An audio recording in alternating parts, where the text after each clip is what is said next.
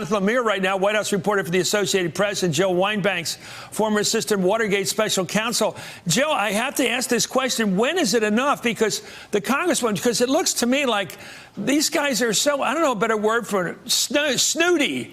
They say, well, we'll think about it on May 6th. Or you're premature, like their daddy asking for an ice cream cone. Well, that's too early in the day to get an ice cream cone. They act like they're the boss.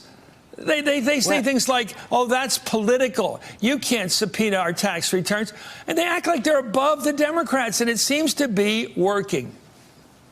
It's working from a public relations standpoint. It is legally incorrect. Let me just say that there is enough evidence in the Mueller report to draw a conclusion that there are indictable offenses. That means there are impeachable offenses.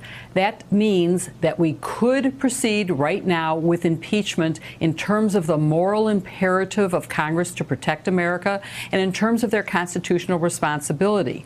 Now, they also have a political responsibility to make sure that they can win the election in 2020 and defeat him at the polls, because they are being realistic that the Senate will not remove him from office. And if the goal is to remove him from office, that's going to have to be through the election. But I think if there are political fact-finding hearings, if there are facts that are presented to the public, that even the Republicans who are now defending the president will see the truth, and that just like in Watergate, where the facts came out and the Republicans turned on the president, who in that case had won a landslide. He won 49 out of 50 states. He won the popular vote, not just the electoral vote.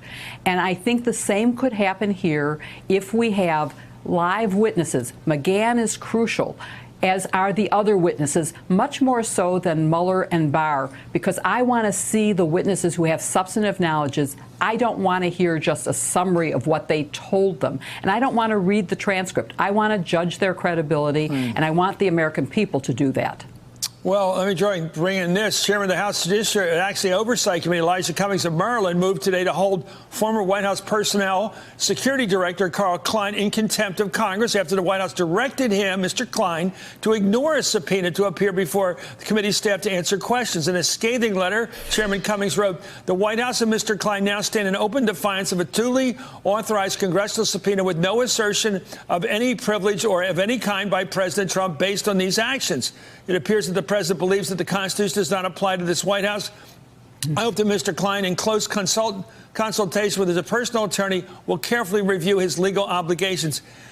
You know, Jonathan, I just think there's a lack of respect for institutions generally. It's why people like, Buttigieg, the mayor, is coming out of nowhere because people don't think it's such a big deal to be a senator. People are kidding the other day saying Cory Booker made a mistake becoming a senator because there's more prestige than not being in Washington.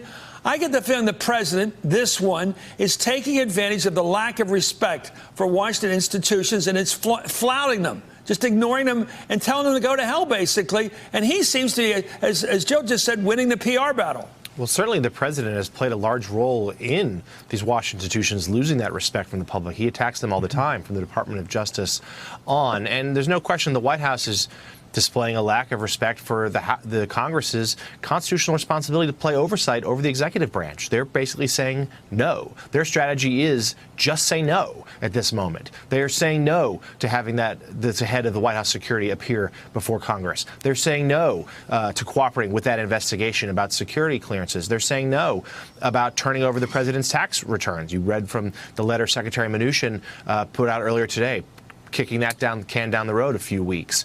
We know yesterday the Trump Organization in the White House filed a lawsuit stopping a congressional effort to get their hands on the Trump financial records from the president's business. And of course, we now see this news here with Don McGahn and them trying to stop the subpoena to force him to testify.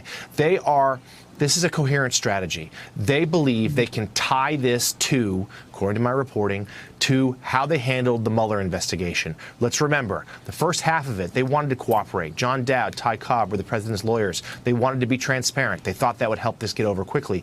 There was a marked shift when Rudy Giuliani and others came on board, and they wanted to stall, they wanted to obstruct, and they wanted to fight, both in public relations, and they decided on a real lack of cooperation for most of the special counsel's requests. They're trying to execute a similar game plan here.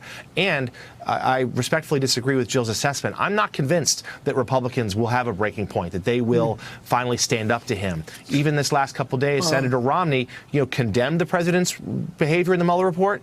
He only condemned, though. He didn't call for action, and none of his colleagues backed him up. Jill, the Republicans play a different game. I think it comes from the fact that Democrats were the majority party for most of the lives of most people that make the big decisions, like Pelosi. They were used to being a majority party.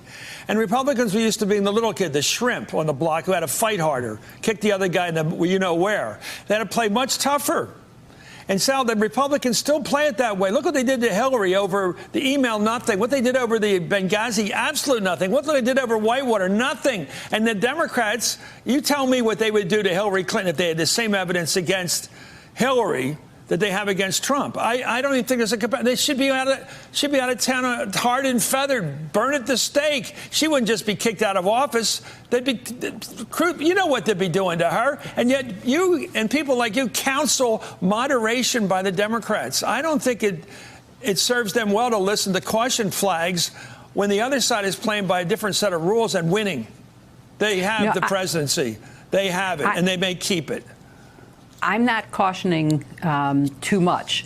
I am saying that there's a process that I think will get us to where we need to go. The hypocrisy of the Republicans is appalling, and that's what it is. And the lawsuit that was filed yesterday for the president saying that they should not be able to get his records and that there has to be a legislative purpose is based on a case called Eastland, which I read completely different than they are citing it for. That case said, no, Congress had a right to get the records. Right. And I think that all of the stonewalling really does hark back to the Watergate case when the president was the chief stonewaller, and they have taken stonewalling to a whole new level. I'm just saying, let's get some facts out there. Let's try to educate the public so that we have public support and Republican support. And I sort of agree with Jonathan. I am a little bit of a Pollyanna when I say that I hope that Republicans will pay attention to facts, even though to this moment they have totally ignored reality and have accepted an alternative version of reality, which to me is lies. But I think at some point there are reasonable Republicans who are going to go, whoa, these are lies. I see what the report says. I can see the evidence. I think we need to synthesize what the report should have been summarized as instead of how Barr summarized it, which was completely false. We need to have people see a short version that they can absorb, but I do think seeing witnesses is the best way to do that. Hey there, I'm Chris Hayes from MSNBC. Thanks for watching MSNBC on YouTube. If you want to keep up to date with the videos we're putting out, you can click subscribe just below me or click over on this list to see lots of other great videos.